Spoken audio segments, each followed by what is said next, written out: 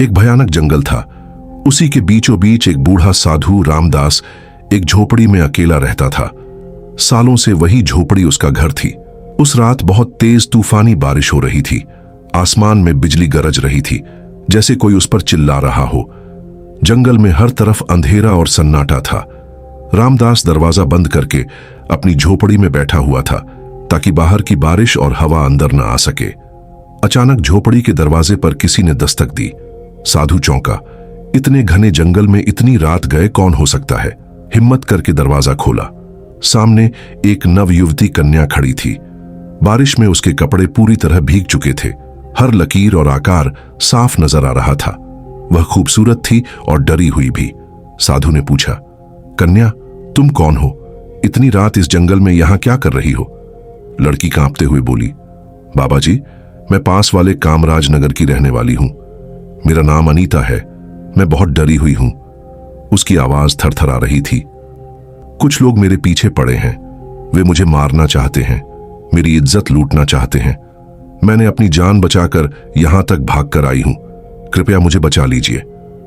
रामदास ने उसे अंदर बुला लिया, उसके लिए चटाई बिछाई और दिया जलाया। झोपड़ी में अब सिर्फ दिए की हल्की रोशनी थी और बाहर तूफान की आवाज। अनीता की आंखों में डर था। वह कांप रही थी। उसने कहना शुरू किया, मैं राजा विक्रम सिंह की बेटी हूं। मेरे माता पिता अब इस दुनिया में नहीं हैं। उनके जाने के बाद लोगों की नजर मेरी खूबसूरती पर पड़ गई। वे मुझे छूना चाहते हैं, मेरा शरीर भोगना चाहते हैं। साधु रामदास उसकी बातें चुपचाप सुनता रहा। उसे लग रहा था कि यह लड़की कुछ और भी छुपा रही है। क्या उसका यहां आना सिर्फ इत्तेफाक है? बाहर तूफान बढ़ता जा रहा था। झोपड़ी के अंदर सिर्फ दो लोग थे, एक बूढ़ा साधु और एक जवान कन्या। कुछ देर बाद अनीता बोली, बाबा, मैं बहुत डरी हुई हूं। क्या आज रात आप मुझे यहीं रहने देंगे? रामदास ने उसकी तरफ देखा। उसकी आंखों में मासूमियत और डर दोनों थे। बूढ़े बाबा ने कहा, बेटी, हां, तुम यही रहो। ये झोपड़ी तुम्हारी भी है। अनीता चटाई पर लेट गई। साधु रामदास उसे देख रहा था। वह खुद को रोक रहा था, मगर उसके मन में कुछ चल रहा था। कुछ अजीब, कोई हलचल, कोई बेचैनी। सालों से सोए हुए जज्बात आज अचानक जाग उठे थे। रामदास के दिल में एक अजीब सी हलचल मची हुई थी। जवानी का जोश और प्यार की एक अंदरूनी दुनिया। सब कुछ उसकी आंखों के सामने घूमने लगा। वह मन ही मन सोच रहा था, यह रात कैसे कटेगी? मैं खुद को कैसे रोकूंगा?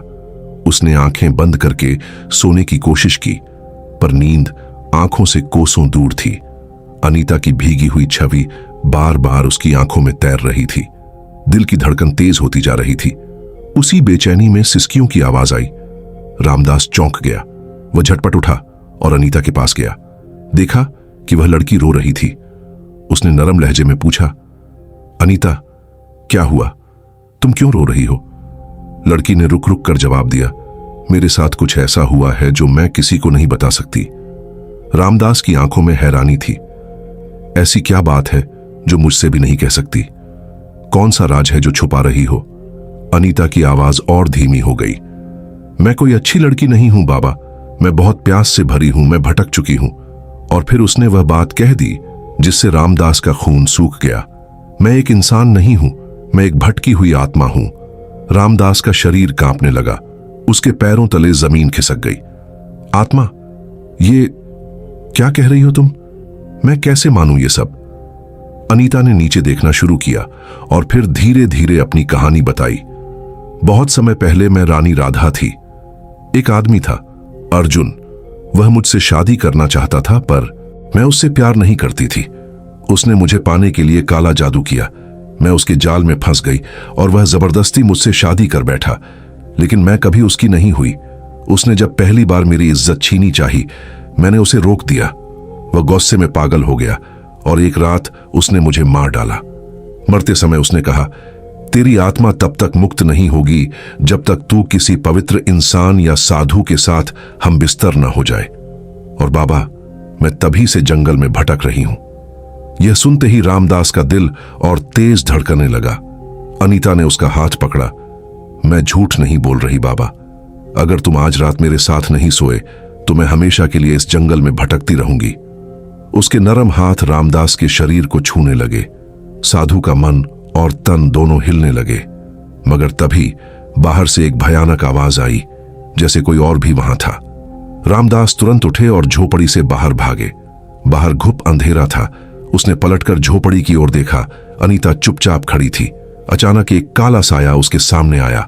आवाज गूंजने लगी, मैं वही हूं जिसने इस लड़की को तेरे पास भेजा है। वह वही साया था जिसने काले जादू से अनीता की आत्मा को सालों से बांध रखा था।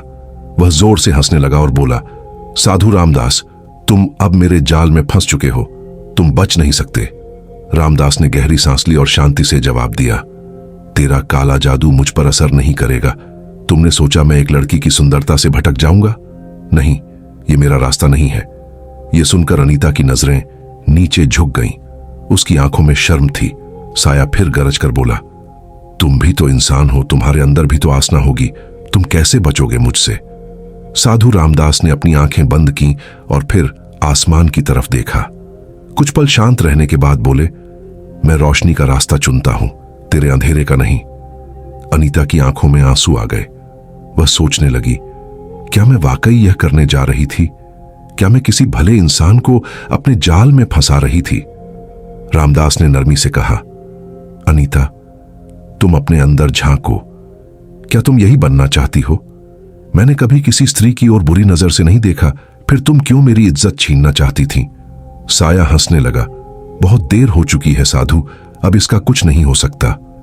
मगर अब अनीता की आंखों में एक नई रोशनी थी। उसने धीरे से कहा, मुझे नहीं पता सही क्या है और गलत क्या, मुझे बस मुक्ति चाहिए, शांति चाहिए। रामदास ने जवाब दिया, तुम्हें अपनी आत्मा के लिए नहीं, अपने अस्तित्व के लिए लड़ना होगा। यह लड़ाई अब तुम्हारी है।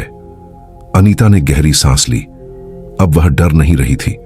उसने साए की ओर देखा और कहा, हां, यह मेरी लड़ाई है और अब मैं इसे खुद लड़ूंगी। उसने अपनी आंखें बंद की, दोनों हाथ उठाए और साए की तरफ बढ़ी। जैसे ही उसके हाथ साए को छूते हैं, तेज हवाएं चलने लगती हैं, अंधेरा कांपने लगता है, साया तड़पने लगता है, चीखता है। मगर अब अनीता की आत्मा जाग चुकी थी। उसने पूरी शक्ति से साए को मिटा दिया। हर तरफ शांति फैल गई।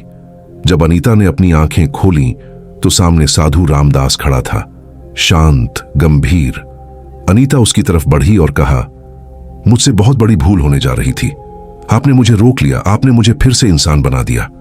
रामदास ने मुस्कुराकर जवाब दिया, अब तुम्हें आजाद हो जाना चाहिए और अपनी जिंदगी नए सिरे से शुरू करो। अनीता ने सिर झुकाया, आंखों में आंसू लिए और हमेशा के लिए उस जंगल से निकल गई। अब उसकी आत्मा मुक्त थी। वह अंधेरे से रोशनी की ओर बढ़ चुकी थी।